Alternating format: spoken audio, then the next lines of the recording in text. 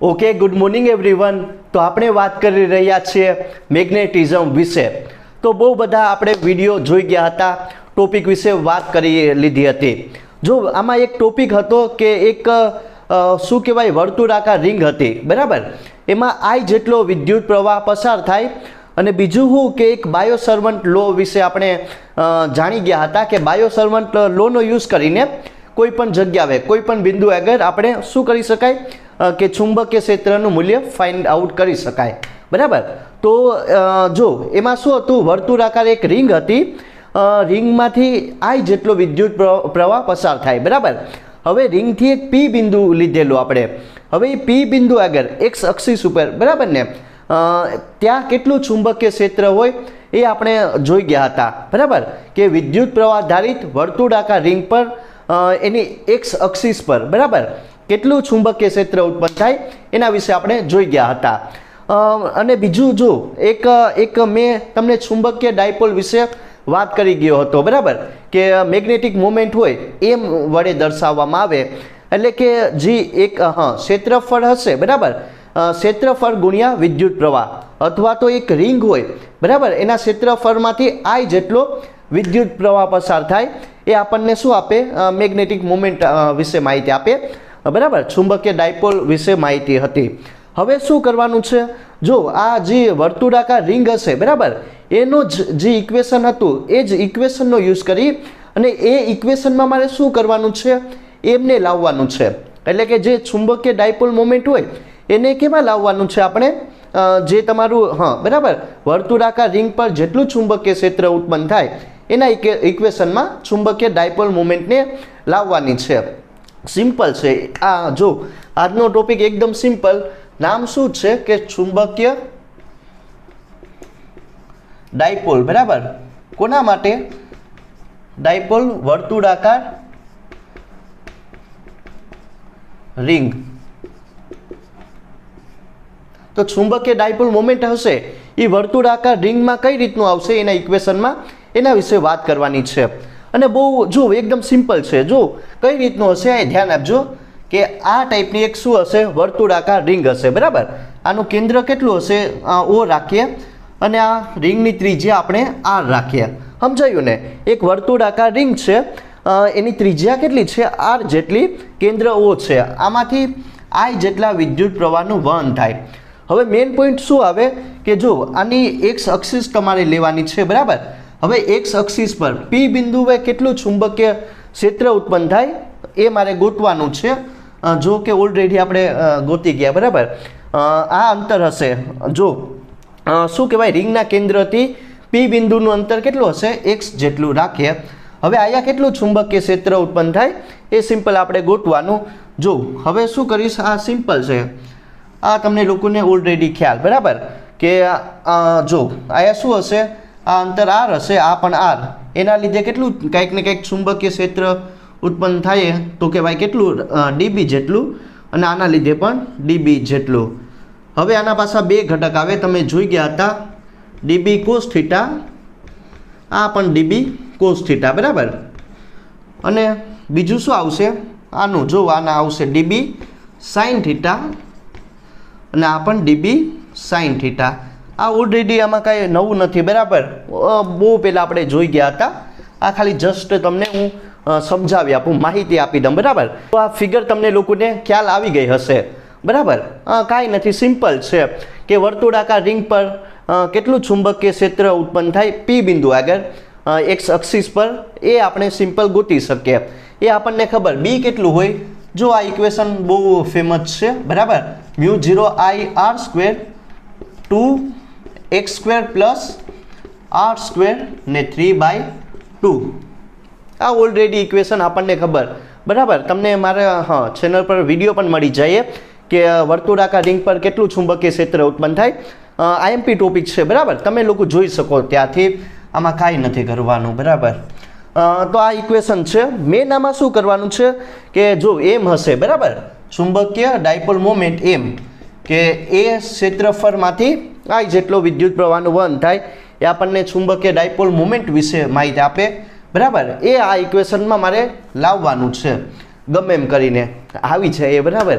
તો જો હવે શું થઈ જશે કે આપણને ખબર કે x અંતર હશે બરાબર, એ બહુ વધારે હશે કોના કરતાં, તો કે ભાઈ રિંગની ત્રિજ્યા કરતાં.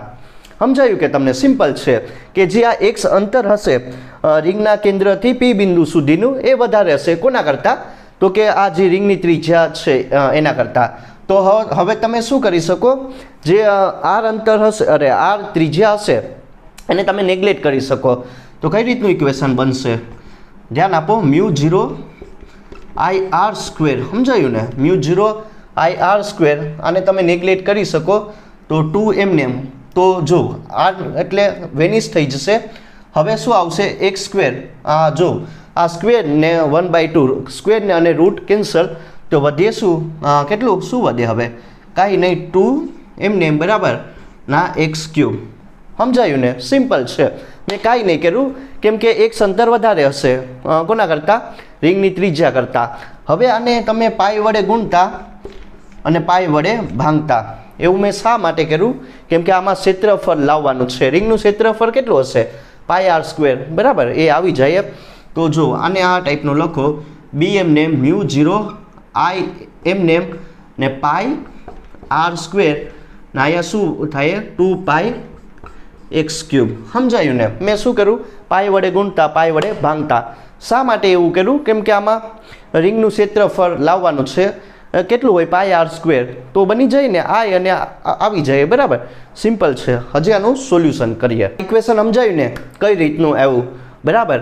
હવે આપણને ખબર કે જો b એમને રાખો ને μ0 એમને બરાબર, b આ એમને અને μ0 પણ એમને. હવે હું શું કરીશ? i એમને જો પાઈ r સ્ક્વેર એ તમને શું કોના વિશે માહિતી આપે? તો કે ભાઈ શું કહેવાય કે જે રિંગ હશે એનું ક્ષેત્રફળ કેટલું હોય? પાઈ r સ્ક્વેર જેટલું. તો આની જગ્યાએ તમે a મૂકી શકો કે નહીં? બરાબર, ઓબ્વિયસલી મૂકી શકો બરાબર. તો જો μ0 i a બરાબર, પાઈ r સ્ક્વેરની જગ્યાએ એ મૂકી દીધું ને 2 પાઈ x ક્યુબ એમને. હવે શું આવશે? હવે સિમ્પલ μ0 એમને રાખો અને આની જગ્યાએ i a ની જગ્યાએ તમે ચુંબકીય ડાયપોલ મોમેન્ટ મૂકી શકો કે નહીં? એમને ને આયા શું આવશે? 2 પાઈ x ક્યુબ બરાબર. સિમ્પલ છે. મેં કાંઈ નહીં કર્યું. શું કરું? પાઈ r સ્ક્વેરની જગ્યાએ તમારે એ મૂકવાનું છે. ક્ષેત્રફળ હશે અને એમ હશે એ તમને ખબર કે મેગ્નેટિક ડાયપોલ મોમેન્ટ ia ને 2 પાઈ x ક્યુબ એમને. b એમને રાખો 2 પાઈ બરાબર, μ0 એમને. હવે આ 2 પાઈ x ક્યુબ એમને બરાબર. હવે હું શું કરીશ? આ ઇક્વેશનને 2 વડે ગુણતા અને 2 વડે ભાંગતા બરાબર. 2 વડે ગુણતા અને 2 વડે ભાંગતા. એવું શા માટે કર્યું? કેમ કે આવશે બરાબર એનું પણ કારણ. તો શું થઈ જશે? જો μ0 બરાબર, આ 2 × 2 કેટલા થઈ જાય? 4 થઈ જાય ને? μ0 છેદમાં 4 પાઈ ને અહીંયા શું આવીએ? m ને x ક્યુબ બરાબર, m x ક્યુબ ને અહીંયા 2 આવી જાય ને? તો આ તમારું ફાઇનલ ઇક્વેશન થઈ જશે μ0 4 પાઈ બરાબર 2m ને છેદમાં x ક્યુબ. આ તમારું મેઇન ઇક્વેશન થઈ ગયું. કોનું? તો કે ભાઈ ચુંબકીય ડાયપોલ મોમેન્ટ અને બીજું તમારું ચુંબકીય ક્ષેત્ર બરાબર. કઈ રીતનો રિલેશનશિપ આવે એ આ ઇક્વેશનની મદદથી આપણે ગોતી શકાય. સમજાયું ને? μ0 4 પાઈ એ તો તમને ખબર, μ0 હશે એ શૂન્ય અવકાશની શું કહેવાય કે પરમિએબિલિટી હશે ને બરાબર, એનું પણ કંઈક મૂલ્ય હશે. b એમને બરાબર. તો આ છે તમારું ચુંબકીય ડાયપોલ તરીકે વર્તુળાકાર વિદ્યુત પ્રવાહ આધારિત વર્તુળાકાર ગુછડું બરાબર, અથવા તો રિંગ. તો આ એક ઇક્વેશન છે જે તમારા લોકોને ધ્યાન રાખવાનું. આ તમને જો આ ઇક્વેશન છે એ મેગ્નેટિઝમમાં આવીએ બરાબર. પછી ઇલેક્ટ્રોસ્ટેટિકમાં પણ એક ઇક્વેશન હતું, એ અત્યારે મને યાદ નહીં બરાબર, પણ એની સાથે આ સરખાવી શકો. તમને 12માની બુકમાં આપેલું છે બરાબર. આ મેગ્નેટિઝમ માટે હશે અને બીજું એક આપેલું ઇલેક્ટ્રોસ્ટેટિક માટે, એ પણ તમે જોઈ શકો, બંનેને એક સાથે કમ્પેર કરી શકો. તો એકદમ સિમ્પલ ટોપિક પણ બહુ સારો એવો છે બરાબર. ઓકે, જે પણ કોન્સેપ્ટ ભણી ગયા એના ઉપરથી 3-4 એક્ઝામ્પલ સોલ્વ કરી લઈએ એટલે કોન્સેપ્ટ તમને વધારે ક્લિયર થાય. જો શું છે, પ્રોબ્લેમ નંબર 1 વિશે વાત કરીએ. રિંગવાળું જ છે બરાબર, પણ એકદમ સિમ્પલ. જો આમાં શું હશે, એક વર્તુળાકાર રિંગ આપેલી, I જેટલા વિદ્યુત પ્રવાહનું વહન થાય અને બીજું શું આપેલું, આ રિંગની ત્રિજ્યા હશે A જેટલી. હવે જો પેલામાં શું આપેલું હતું કે x અંતરે, બરાબર, રિંગના કેન્દ્રથી x અંતરે કેટલું ચુંબકીય ક્ષેત્ર હોય એ ઇક્વેશનની મદદથી આપણે જોઈ ગયા હતા. પણ હવે શું હશે કે આમાં જો તમને કોર્ડિનેટ આપેલા x, y અને z. હવે તમને શું કીધું કે રિંગના કેન્દ્રથી અથવા તો જો પેલા x અક્ષિસ ઉપર કેટલું ચુંબકીય ક્ષેત્ર હોય એ મારે ફાઇન્ડ આઉટ કરવાનું હતું. પણ તમને કોર્ડિનેટ આમાં x અક્ષિસના 0 આપેલા, y ના પણ 0 આપેલા. શું કહેવા માગે કે આમાં જે ચુંબકીય ક્ષેત્ર હશે એ z અક્ષિસ પર મારે ગોતવાનું છે, બરાબર. આમાં શું આવી જાય, x ની જગ્યાએ હવે z આવી જાય, કેમ કે x કોર્ડિનેટ 0, y 0, પણ ચુંબકીય ક્ષેત્ર કઈ અક્ષિસ ઉપર હશે, z અક્ષિસ પર. તો એ કેટલું હોય એ મારે ગોતવાનું છે, બરાબર. કેટલું ચુંબકીય ક્ષેત્ર હોય આના માટે એ ગોતવાનું. જો સિમ્પલ, આ એકદમ સિમ્પલ છે. શું હશે, પેલા મેઇન ફોર્મ્યુલા લખો, μ0I_r² પછી શું આવશે 2x² + r² ને 3/2. હવે શું કરવાનું છે, જો r ની જગ્યાએ રિપ્લેસ કરવાનું છે, a લેવાનું છે અને x ની જગ્યાએ z લેવાનું છે, બરાબર. આ ઇક્વેશનમાં મૂકવાની છે આ બધી વેલ્યુ. તો હવે શું થઈ જશે, અહીંયા મૂકીએ, બરાબર. જો સિમ્પલ છે, આમાં કાંઈ નહીં, μ0I_a² નાયા 2 એમને એમ. હવે x ની જગ્યાએ હું શું મૂકી શકું, ઓબ્વિયસલી z, બરાબર. z² થઈ જશે. અને બીજું શું કરવાનું છે, જો ને આ અંતર હશે એ પણ એ જેટલું હોય, બરાબર, એ મૂકીએ. હવે x² ની જગ્યાએ શું, બરાબર, x ની જગ્યાએ z મૂકી દીધું ને r ની જગ્યાએ a મૂકી દઉં ના, તો એમને 3/2. બસ ખાલી આ કરવાનું છે. હવે શું કરવાનું છે, ધ્યાન આપો, μ0I_a² એમને 2. હવે z પણ કેટલું હશે, એ a જેટલું હોય, બરાબર. એ ટાઈપનું તમારે કરવાનું છે, a² + a² 3/2. સમજાયું ને, સિમ્પલ છે, કાંઈ આમાં નથી. જો સોલ્યુશન કરો, b એમને μ0I_a² એમને 2 a + a એટલે 2a², બરાબર, ને 3/2 એમ થઈ ગયું ને. કાંઈ નહીં, સિમ્પલ છે. આ ખાલી તમારે આમાં કિંમત મૂકવાની છે, બરાબર. હવે શું કરવાનું છે, કાંઈ વસ્તુ નહીં કરવાની. જો μ0I_a² એમને બીજું શું આવશે, બસ હવે આનું ખાલી સોલ્યુશન કરો. પહેલાં શું કરવાનું છે, 2³ કરો, બરાબર. 2³ કેટલો થઈ જાય, 8 ને 1/2 એમને એમ રહેવા દો ના. જો વર્ગ અને વર્ગમૂળ કેન્સલ, બરાબર, a² ને આ રૂટ કેન્સલ, આ શું વધીએ, a³. સમજાયું ને, મેં કાંઈ નહીં, સિમ્પલ ગણિત છે, બરાબર. બીજી કાંઈ વસ્તુ કરવાની નથી. b એમને એમ રાખો, μ0I, બરાબર, આ કેન્સલ થાય ને, a² a³ ને અહીંયા 2 એમને એમ. જો આને કઈ રીતનું લખી શકાય, 4 × 2 = 8, બરાબર. તો 2 આમ લખી શકાય ને, ઓબ્વિયસલી આમ લખી શકાય ને, લખી શકાય, બરાબર.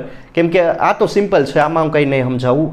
4 × 2 ને કેટલા થઈ જાય, 8, 4 નો વર્ગ 2 ને આ રૂટ તો એમને એમ આવ્યા ને a એમને એમ. બસ આ તમે કરી શકો. μ0I, બરાબર, 2 × 2 કેટલું થઈ જાય, 4 ને આ 4√2 ને આ a એમને એમ.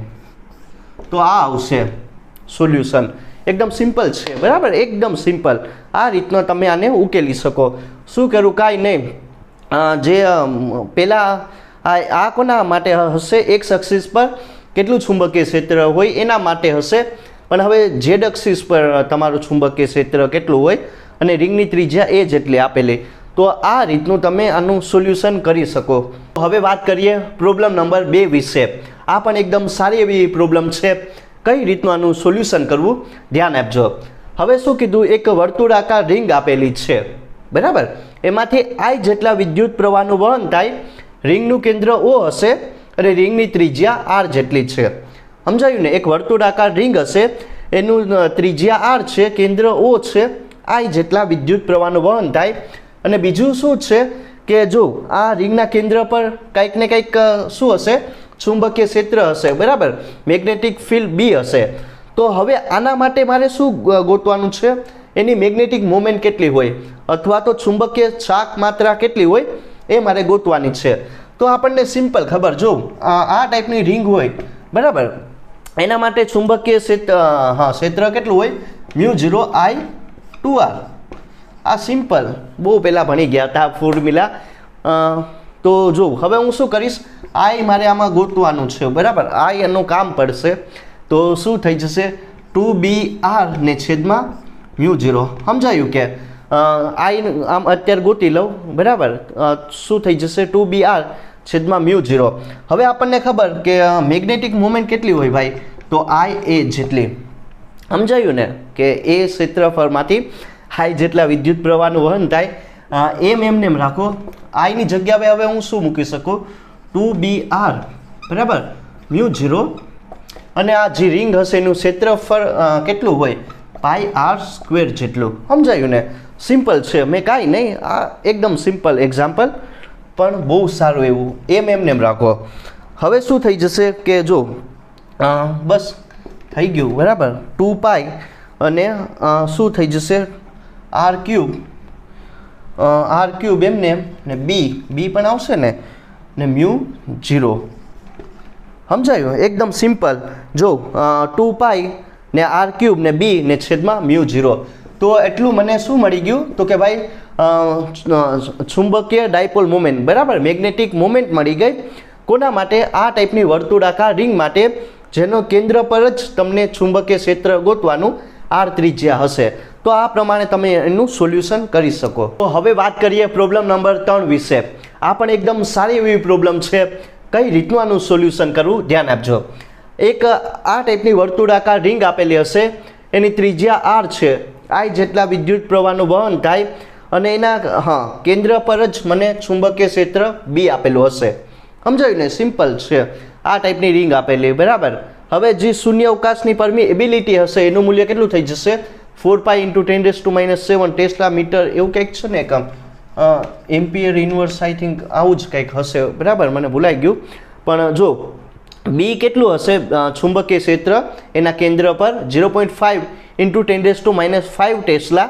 તો હવે મને આમાં ગોતવાનું શું કીધું, આઈ બરાબર, વિદ્યુત પ્રવાહ કેટલું હોય એ મારે ગોતવાનું છે. તો આ ટાઈપનું હોય એનું કઈ રીતનું સોલ્યુશન થાય μ0I છેદમાં 2r. સમજાયું ને, આ ઇક્વેશન તમને લોકોને યાદ હશે.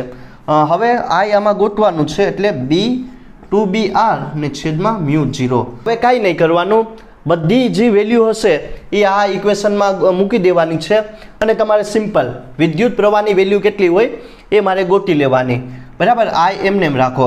જો 2 એમને ચુંબકીય ક્ષેત્ર કેટલું આપેલું 0.5 × 10⁻⁵ ટેસ્લા.